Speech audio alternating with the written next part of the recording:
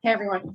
I wanted to make a video just that walks through the steps of approving hours within Supervision Assist and goes over a couple of the live session features. I wanted you to have this on hand in case you get stuck somewhere and could benefit from having a video. You can pause and then sort of follow along with it if needed. So I'm going to share screen.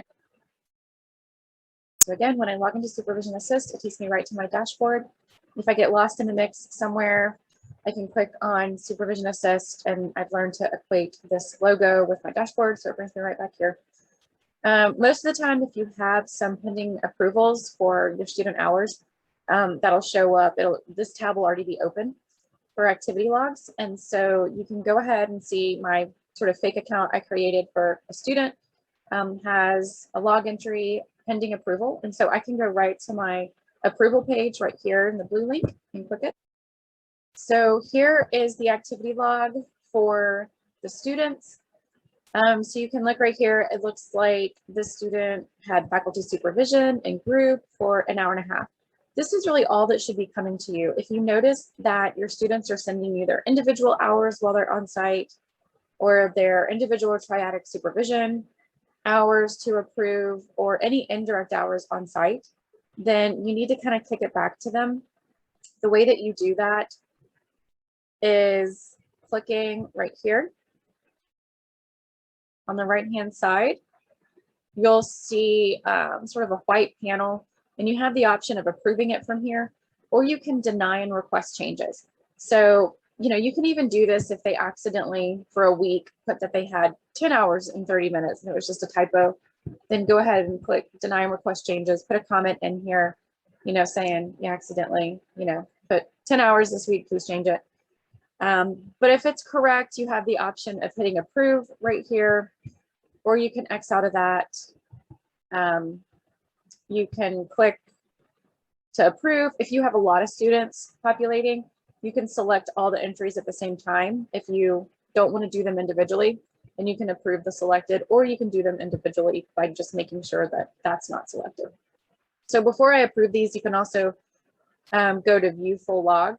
And if you go to view full log, you can see everything that's been approved for them. So you can see what their site, this is sort of a pretend site that I have, that their site supervisor, Jane Smith, has approved, 7 hours of individual counseling.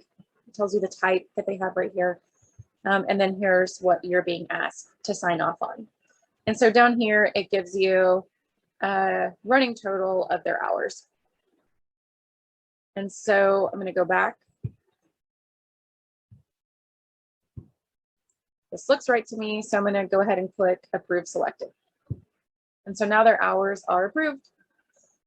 And that's it. All right, the next thing I want to look at is the live session feature.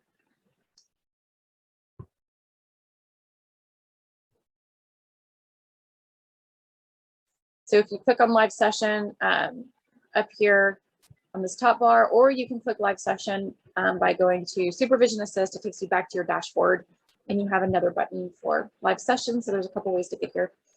But I can see that a student has shared a session with me right here. And so I can click on this and review the session and add some notes in it.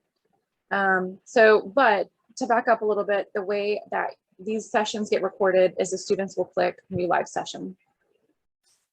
So they have the chance to create a new live session, or they have another option right here of doing a telehealth session where they're inviting in external users, of their clients' email addresses, or they have the option of inviting family members of a client if it's a child and they need to consult with the parents.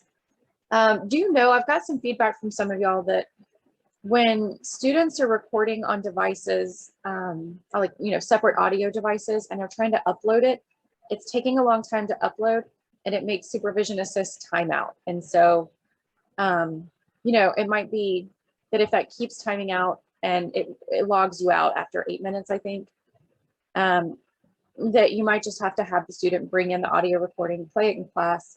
But then from that point forward, I think this is a really good reason to just go ahead and record straight from Supervision Assist. So the way that they record is either scheduling a telehealth session and recording that way. And you can do audio or video. All we're requiring right now is the audio.